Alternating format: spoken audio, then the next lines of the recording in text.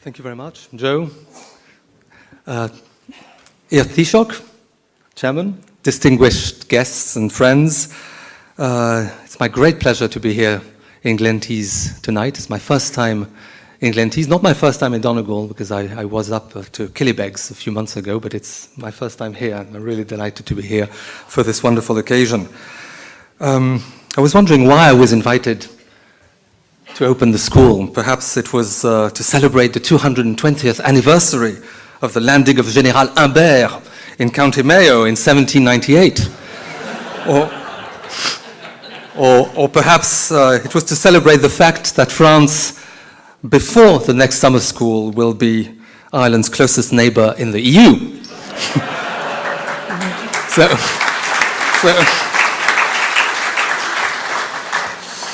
So what I'll try to do in just a few minutes, because I've realized that everybody's waiting for Taoiseach and his Hume lecture, I'll just try in a few minutes to say where we stand, where we as France stand on Brexit, where we feel that Europe should go, and where do we stand in terms of the Franco-Irish relations. So bear with me for a few minutes. Brexit first.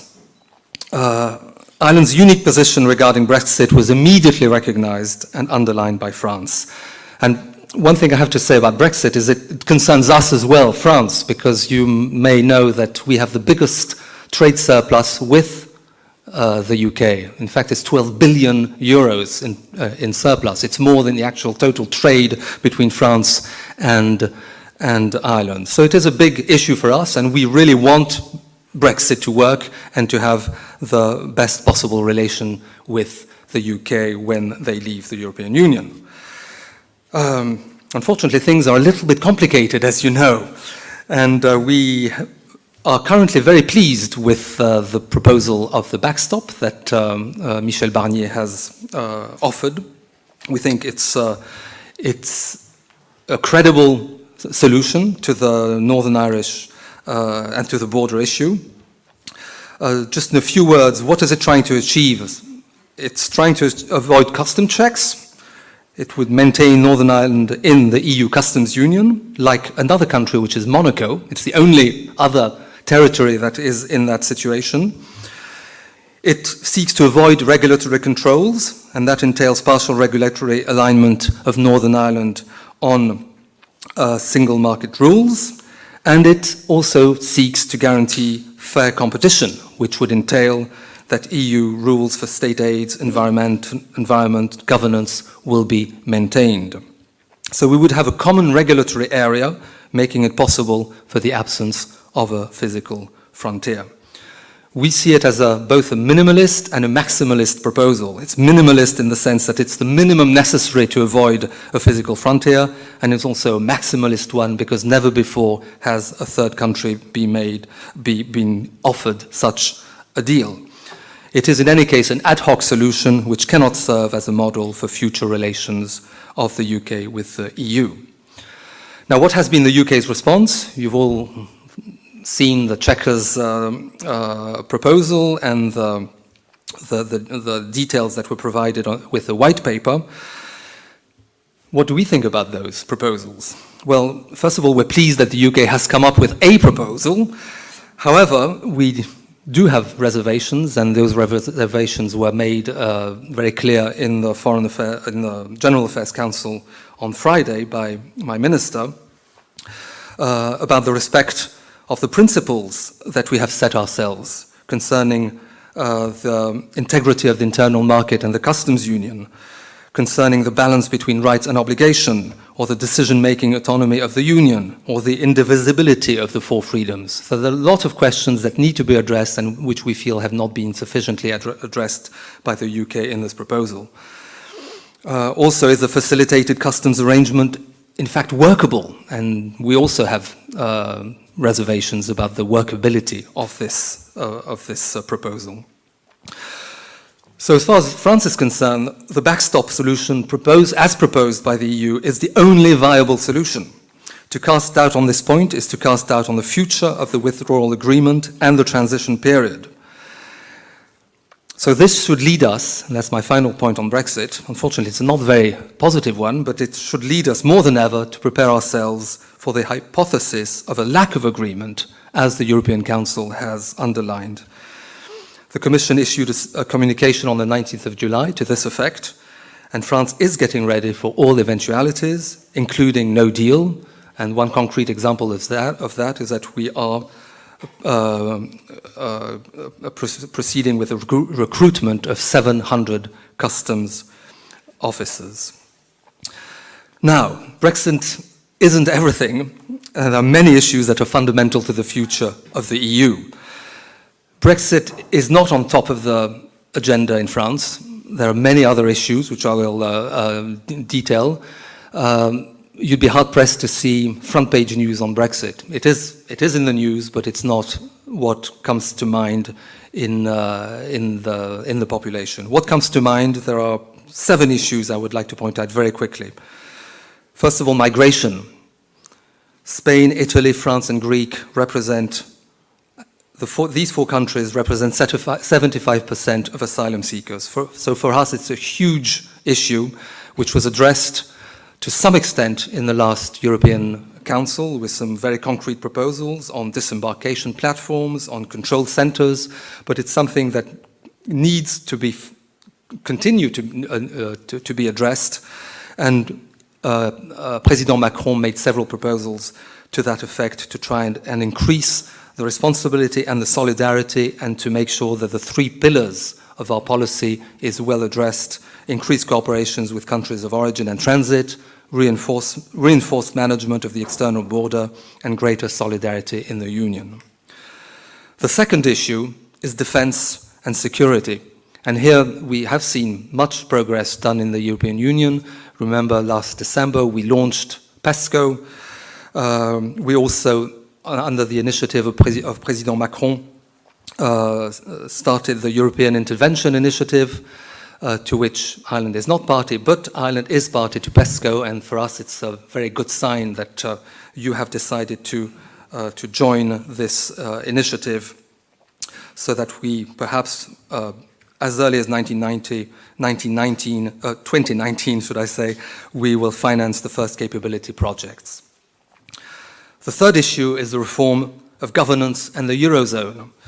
Here again, we have made proposals, we have called for a Eurozone budget by 2021 for competitivity, convergence, stabilization, which would fund new investments in innovation and human capital, and we feel we should beef up the European stability mechanism. The fourth issue is the digital agenda. We're becoming Europe the only geographical area in the world where we promote innovation and disruptive innovation, and simultaneously provide ourselves with the tools to protect individual freedoms. So that's where my president has proposed an agency for breakthrough innovation, jointly funding new fields of research such as artificial intelligence. And of course, there's a small matter in the digital agenda of the taxation of digital companies, where, as you know, France and Ireland don't completely see eye to eye, but I hope by the end of my term here, we will have sorted that problem. The next issue is climate change. Climate change, as you know, 2015, the Paris Agreement, we're not on track to meeting the goals of the Paris Agreement and the requirements of it. The European Union has been at the forefront of the fight against climate change, and we feel it should still be a leader in that fight. That's why many proposals have been made for a fair price of carbon, at least 25 to 30 euros a ton, electric interconnections, a European border carbon tax, and also we advocate with Germany carbon neutrality for the EU by 2050. The sixth issue is the multilateral framework, financial framework, which will be decided for 2021-2027. Here we have lots to share with Ireland, particularly the common agricultural policy. We feel it should be robust. So we also advocate for cohesion funds. We feel the budget could be made bigger if it's worth it, and we really see eye to eye in that respect. And then the final issue is the upcoming European elections of 2019. And this is hugely important because it will be in this area of populism and the rise of populism in Europe, a very important time for the citizens to express their voice and see how they want Europe to develop. And we were very interested in France in Ireland's experiment with the citizens' consultations that took place so successfully, and which we now are undertaking ourselves in France at the moment. So is there ground for hope? Well, I think there is ground for hope. The relationship with Germany is very good at the moment. We published a paper called the Messeberg Declaration, where we present a lot of ideas in common on migration, on the European Asylum Office, on the Eurozone budget, on transnational lists, and we're very happy to know that the Taoiseach was also interested in proposing transnational list for European elections. So there is, I think, the willingness to reform the EU in a positive way. So where does this all leave us, the Franco-Irish relation, in this context? Well, I would say it's a thriving relation in many respects. First of all, just see how many ministers we had come over to Ireland in recent weeks and months. We had our Minister of Foreign Affairs, our Minister for European Affairs, our Minister of Agriculture was here early July, and some 14 parliamentarians came a couple of weeks ago to not only to Dublin but also to the border to see for themselves that there was nothing to see, and went up to Belfast to get a better sense of what Brexit really means for the people living around the frontier. It's also economic links. I mentioned 10 billion euros in trade in goods, but 20 billion in trade overall, in goods and services.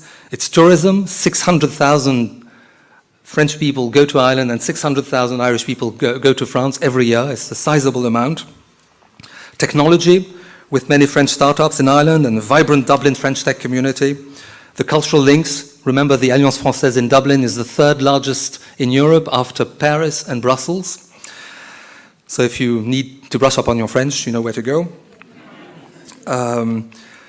We do have a few differences. I mentioned digital taxation and the corporate tax issue, which must not be overlooked. It's a really important issue that needs to be addressed. And I'm glad that you very cleverly, Joe, put that on the agenda for this year's summer school. But we do have very strong convergences: the CAP, transnational list, the partnership with Africa, the increase of budget, many things that make us stronger together. And becoming the closest neighbors opens up new opportunities for our bilateral relations, and I will, to finish up, mention two of those. First of all, the maritime links. There are already many routes linking our two countries, but in recent months there have been calls to intensify these routes, and some of them have already been intensified. The Cork-Roscoff route with Brittany Ferries, the Dublin-Cherbourg route later this summer, boats that will multiply the freight capacity tenfold. All this, of course, to try and deal with the land bridge that Ireland uses so much at the moment, and which maybe will not be the case in future years. And next week, there's an important meeting in fact, this Thursday, between French and Irish port authorities who will gather in Dublin to examine possible new routes. And my final example will be on the very important energy project that will connect our two countries with an electric cable, 500 kilometers underwater, which will link Cork, Ireland and Brittany from Cork to Brest by 2026. It's a major undertaking. It's a €1 billion project. It will provide electricity to 450,000 homes in Ireland. It will boost the development of renewable energy in Ireland. It's the Celtic interconnector, which will be Ireland's physical link to the continent. So many challenges, but also many opportunities, and I really look forward to these few days with this exciting program. And on that note, I declare officially the summer school, the 38th annual summer school, MacGill Summer School, open. Thank you very much.